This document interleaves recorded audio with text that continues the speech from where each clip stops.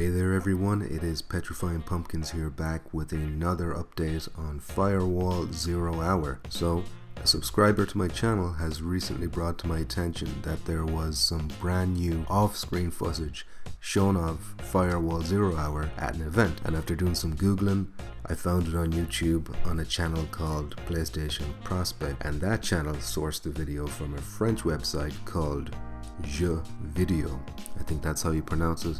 I'm not French. So after looking into it, this is definitely footage from the London PS4 event that I keep hearing about, and I find it all kind of strange how slowly the new info is dripping out of that event, because I'm pretty sure it happened weeks ago and we're still hearing about it, unless it's like an ongoing event maybe, but I don't know. Anyway, doesn't matter because this video is about what's new in the gameplay. So later on I'll also talk about how Adam Orth, the creative strategist at First Contact Entertainment, replied to one of my concerns I had with the game, as well as a couple of other bits and pieces. So let's start with the gameplay video.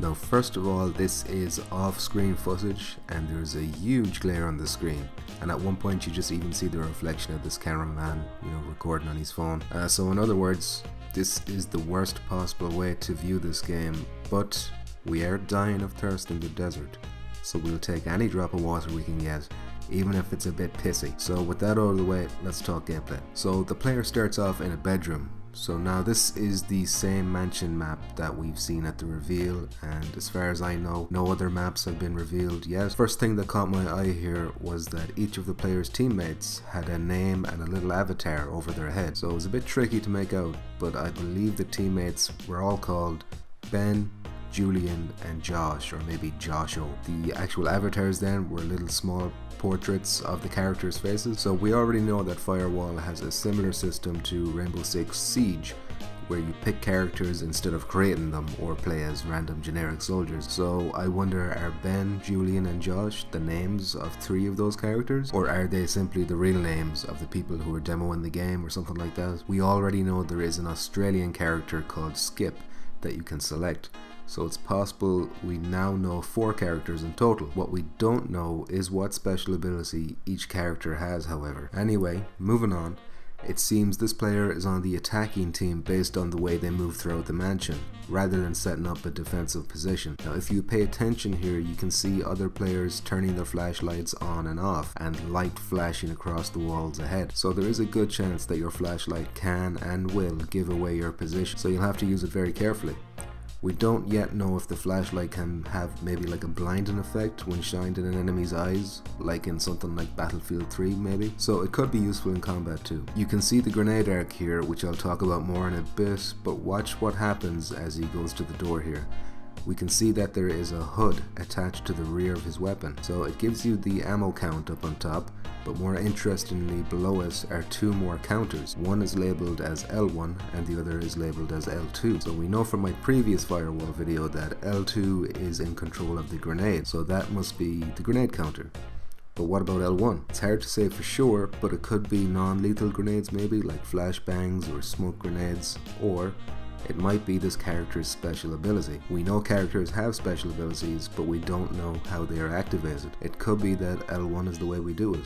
But whatever it is, this player apparently has 2 of them, as the number reads 2. So as the team move through this area here, you can see the white outline of an object through one of the walls here. And my guess is that this is either a placed C4 charge or an access point. So an access point is a randomly selected place on the map where the attacking team can hook up to in order to reveal the location of the laptop. The attacking team's objective is to hack that laptop, so that makes sense. That's just a guess though, so feel free to comment below if you have your own theories. Next up, we get the best look yet at the grenade arc and how it works. So you hold down the L2 button to aim your throw, and this white arc appears to guide your throw. This arc allows the player here to accurately bounce his grenade off this stone pillar and around the corner, which is a fairly slick move on his part, even if it didn't kill anyone. Next we cut to a firefight where the player has the higher ground here. He appears to be shooting in a window. We can see the enemy player has a red indicator over their head,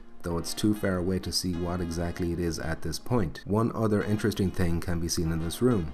There is a white outline around some kind of box or container. It looks too large to be an access point, and not the right shape to be a laptop. So then what is it? My guess would be a resupply box that may refill your ammo or grenades, but once again, just speculation on my part. Now just before he pulls away from his position, we see yet another white outline in the same room. This one is much smaller and looks pretty similar to the first white outline we saw earlier that I thought looked like a C4 charge or access point. Next we cut forward in time slightly where the screen has been covered with this red tint. I can only assume that this red tint is to indicate to the player that they have taken damage and are in danger of death. Next we see that a couple of enemy players have closed in and we can more clearly see the red indicator over their heads. Turns out those red indicators are the same as what's over your teammates' heads, only in red to indicate that they're on the enemy team. However, the image quality here is so poor that I can't properly make out their names. I think the one on the left kinda looks like Sean, but the one on the right is a mystery to me altogether, so let me know down below if you can see better than me. Anyway, it seems the player successfully kills the guy that I think might be called Sean by the skin of his teeth. So after that firefight, we see the player make his way up a set of stairs. So there isn't anything particularly interesting here to see, but I just thought it was a good demonstration of the game's visuals. So considering this has been recorded on a potato, off screen, using the social screen of a VR game and still looks this good, is a good indicator that Firewall is one of the better looking games on PSVR. At the top of the stairs he catches a glimpse of a red enemy name and begins to shoot. As the enemy shoots back, we see this red indicator on the top of the screen here, which will look familiar if you play a few FPS games. It looks like a bullet direction indicator, so that when you get shot or get shot at, this thing will pop up on the screen to give you a heads up about what direction the shot came from. It's basic FPS stuff, but it's nice to have. The final shot then is kinda hard to make out. It's like a filter was applied to the screen before the screen fades to black. So either the player was killed or the round is just over. And unfortunately that is where the video ends. We didn't get to see a whole lot, but at least we got to see something new.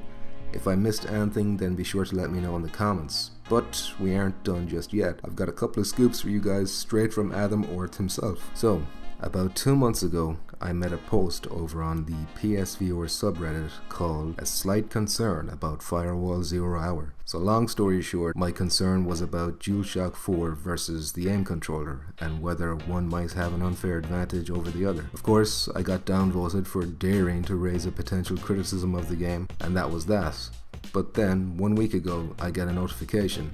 Orth had commented on the post. He said that the team care a great deal about the issue and that they playtest with a mix of DS4 and AIM purposefully to get the right balance. And he says the team aren't seeing any advantages or disadvantages to using one method over the other. So if you are like me and concerned over that issue, we are being reassured that it won't be a problem, which is great to hear. One last thing I want to talk about is another more recent post from Orth over on Reddit. So someone posted the off-screen gameplay to Reddit, and as I was going through the comments, I spotted one from ya boy Orth once again. People were discussing their concerns over click turning in the comments, so Adam replied saying that both click turning and smooth turning will be supported in Firewall. And not only that, he reconfirmed the 2018 release window. So those are two of the more common concerns addressed right there. We've heard a lot of complaining about click turning, but as I knew it would, smooth turning will be supported. And there were rumors of a delay, but Adam's shooting that shit down right there. So does that mean Firewall can't possibly get delayed into 2019? No, because anything can happen. But it very much sounds like things are going smooth as eggs over at First Contact Entertainment on the development of Firewall. Right, so that's it for this video, lads. Thanks for watching. I am going to be covering this game and other PSVR games that I'm interested in quite a bit, and I also do live streams of VR games and stuff like that, so if that sounds like something you might be interested in, maybe think about subscribing to the channel, giving the vid a like, dinging the bell to get notified, and sharing this vid with others who might also be interested in Firewall Zero Hour and just PSVR in general. So that's it for me, boys and girls. I'll see you in the next vid. Bye bye.